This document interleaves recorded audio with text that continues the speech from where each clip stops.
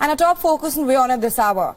Taiwan has reported China's largest ever incursion in its air defense zone.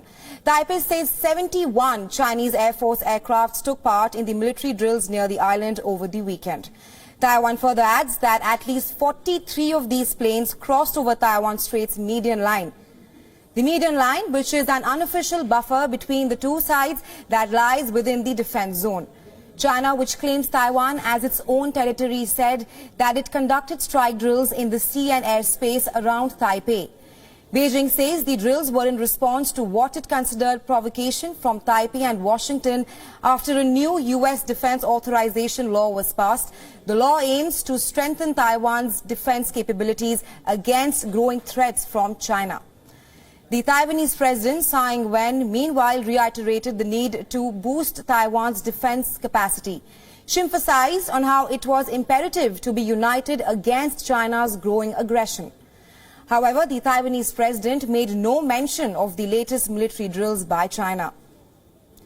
The Taiwanese Defense Ministry released a statement in which it said that the actions of the Chinese Communist Party highlighted its mentality of using force to resolve differences, which undermines regional peace and stability. Tensions surrounding Taiwan have increased substantially this year, especially after U.S. House Speaker Nancy Pelosi's visit to Taipei in August this year.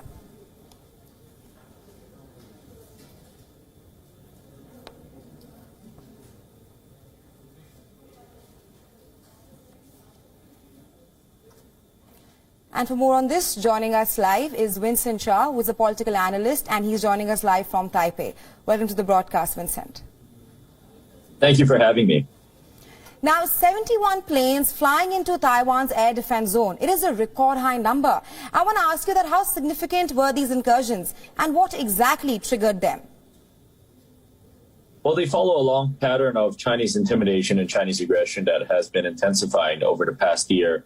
And we've seen several, I think, incidents in terms of the Chinese heightening tensions, both including, for example, former or current U.S. House Speaker Nancy Pelosi's visit to Taiwan, but as well as in response to other measures of strengthen or closer Taiwan-U.S. relations. So this, this types of incursions or aggressions we see are very much in response to Taiwan's ability and Taiwan's aspiration of building closer relations with other democratic partners around the world.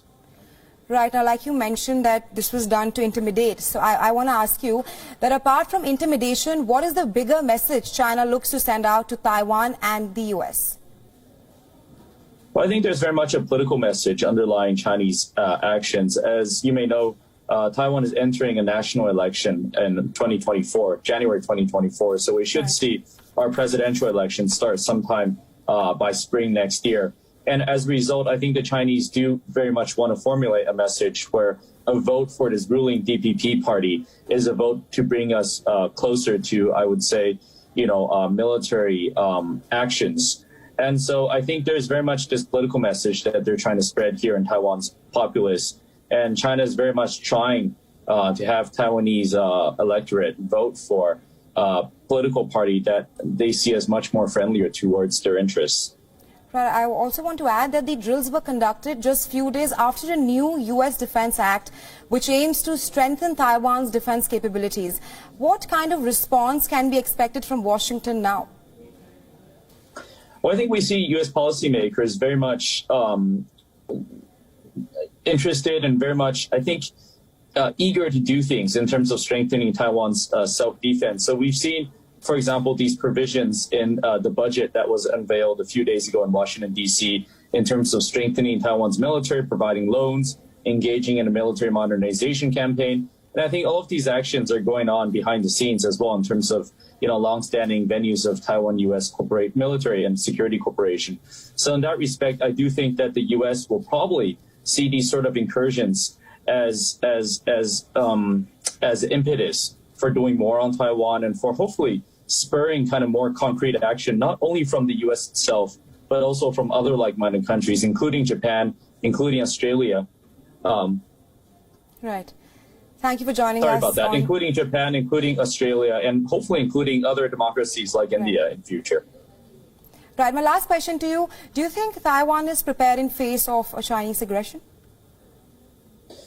I think Taiwan is taking Chinese incursion very seriously, and we see double-digit defense increases that have been taking place over the past few years. And certainly, I think this government is very much focused on how we can build up international partnerships, how we can strengthen our own self-defense. But there is a growing complacency amongst the Taiwan's population. And when we see this as happening, every day in Taiwan, certainly I think the Taiwanese population, there is a sense of awareness that we must overcome from a governmental perspective. Thank you, Vincent, for joining us on this hour and sharing your insights on this. Thanks very much.